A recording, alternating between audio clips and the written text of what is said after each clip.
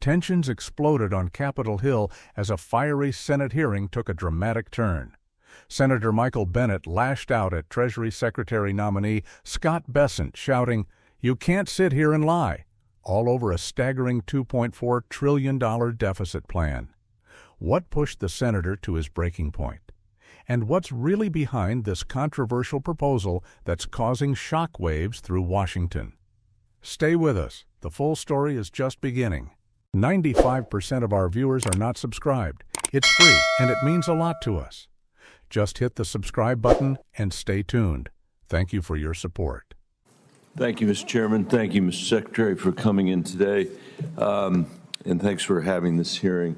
Secretary Bessent, the last time you were here, I asked you about your emphasis on domestic discretionary funding in your opening statement. You had stated, quote, "We must adjust federal domestic discretionary spending to get our fiscal house in order while striking an urgent tone on our growing deficit." I mentioned to you then that domestic discretionary spending is only 15% of our budget. And I think if you were serious about deficit reduction, you might not push for tax cuts that almost certainly could not be offset by discretionary adjustments alone. And now, of course, we know you can't. Today, we actually have the details of your plan. Take health care from 10 million Americans, 126,000 Coloradans. Cut nutrition assistance for millions of adults. Sunset clean energy investments that are so critical to the American West. Give over 40% of the tax benefits of this bill to the top 5%. And it's not even close to being paid for. Even my colleagues on the Republican side, who for years and years and years have claimed to be the fiscally responsible party, now are admitting that it's not paid for. This bill adds another $2.4 trillion to our national debt. It will push the deficit to GDP ratio up to 7%, which you said when you were here before was unsustainable, far from the 3% target that you described. If you look at your proposals taken together, there is no getting around the fact. There is no getting around the fact that the richest Americans receive an average tax cut of $300,000, which, again, we're not paying for with the discretionary cuts that you advertise. So once again, we will have to borrow money in order to assist the people in this country who least need a tax cut at this moment, while the Americans who have been made miserable by the economy that they're in actually see income reduced because of cuts to Medicaid and cuts to SNAP. Meanwhile, and I think, Mr. Chairman, this is really important, meanwhile, interest rates are at 20-year highs. Moody's has slashed our credit rating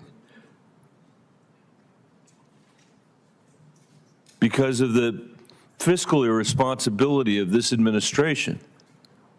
The World Bank has cut our growth estimates in half, and the bond markets are screaming at us to stop. We now pay, and we are paying this year, more in interest than we are in the national defense. Secretary Bessent, how can you square your concern with fiscal health with deficit finance growth for families that need those tax cuts least? Senator, I'll begin with that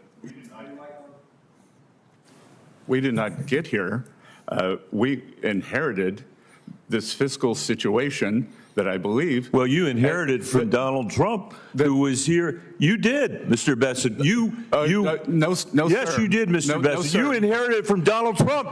He's the first president to come back after a 4-year hiatus, after we know exactly what the last tax cuts did, which was blow a massive hole in our deficit and debt. You can't sit here and lie about that. It's true. The data, to coin a phrase, the data shows that that's the result. The math shows that that is the result. No one on this side of the aisle admits anymore that or claims anymore that they didn't blow a huge hole in the deficit. They did. And now you're here saying to the American people, let's double down on that.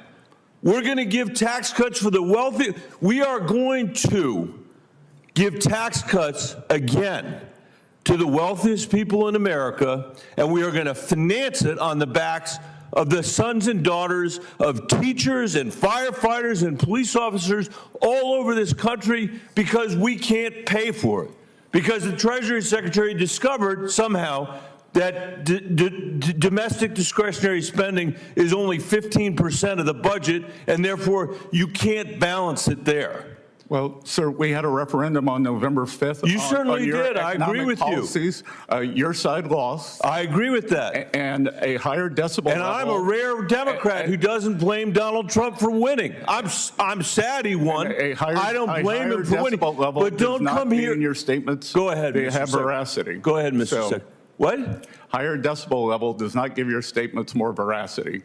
My statements are true, if that's the word, if that's what you mean by veracity. My statements are true. You blew a massive hole in the deficit when your predecessor was sitting here under Donald Trump. And so the question is, can't we think of something better to do with the money than this debt, than drive up interest rates by borrowing money from our kids so the richest people in America can get a tax cut when they don't need it? This explosive exchange on Capitol Hill may be just the tip of the iceberg.